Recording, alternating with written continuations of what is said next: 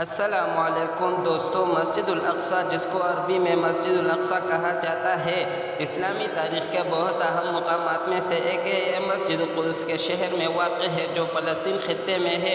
اس کی تعمیر کا وقت خطابہ ہے، لیکن اس کی بنیادی تعمیر ہرود کے خلافتی خلیفہ عبد الملک بن مروان کے زمانے میں ہوئی۔ مسجد الاقصی کا نام عربی زبان میں بعید ترین مسجد کا مطلب ہوتا ہے۔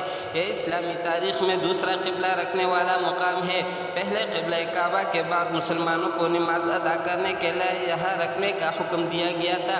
مسجد الاقصی اسلامی روایات کے مطابق رسول اللہ صلی اللہ علیہ وسلم کے زمانے میں معراج کے مقام مسجد الاقصی کی عمارت ارضی علاقے پر پھیلی ہوئی ہے اور اس کے اندر کئی حصوں کو شامل کیا گیا ہے۔ اس کی بنیادی عمارت حضرت ابراہیم علیہ السلام اور ان کے بیٹے حضرت اسحاق علیہ السلام کے زمانے میں بنائی گئی تھی۔ مسجد الاقصی کی تاریخ بہت پرانی اور اہم ہے۔ یہ مسجد فلسطین کے بیت المقدس کے شہر میں واقع ہے جو اسلامی تاریخ کا اہم حصہ ہے۔ اس کی تعمیر کا وقت بہت قدیم ہے اور اس کا تاریخی اثر بہت دور تک جاتا ہے۔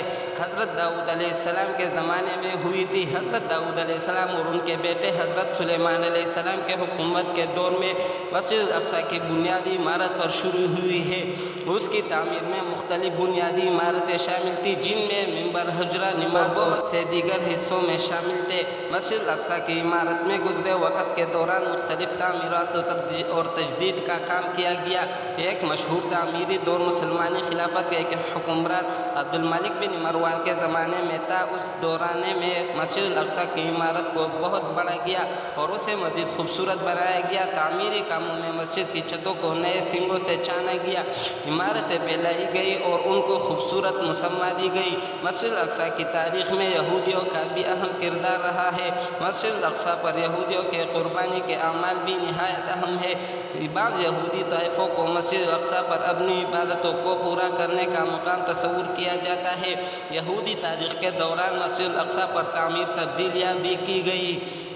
مسجد الاقصی کا اہم تاریخ واقعہ 1967 عیسوی کا ہے جب اسرائیلی فوج نے فلسطین کے علاقوں کو ضبط کیا اور مسجد الاقصی بھی ان کے قبضے میں آ گئی۔ یہ بہت بڑی حملہ آوری تھے جس کے بعد فلسطین نے احتجاج کیا اور اسرائیلی حکومت کے خلاف اعتراضات کیے۔ اسرائیلی فوج نے مسجد الاقصی کو اپنی قوت کے مراکز بنا کر تشدد سے قابو کیا اور مسلمانوں کو مسجد کے داخلے پر پابند کر دیا۔ یہ واقعہ مسلمانوں کے لیے بڑا شوق و شنگیدہ ہوا اور وہ احساس کرتے رہے کہ ان کے مذہبی حقوق پر حملہ ہوا ہے۔ مسجد الاقصی کی تاریخ میں بہت سارے تاریخی واقعات روایت ہوئی ہے۔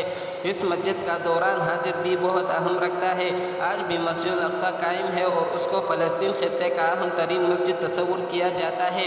یہاں کی عمارتیں اور خطوط مسلمانوں کے لیے اہمیت رکھتی ہے اور یہ مسلمانوں کے لیے مقدس جگہ ہے جو دنیا بھر کے مسلمانوں کے لیے قبول کی جاتی ہے۔ مسجد الاقصی پر نماز پڑھنا، زیارت کرنا اور اس کی حفاظت کرنا مسلمانوں کا فرض ہے اور وہ اس کے لیے ہمیشہ محنت کرتے رہتے ہیں۔ اختتامی طور پر مسجد الاقصی اسلامی تاریخ کا اہم حصہ رہے۔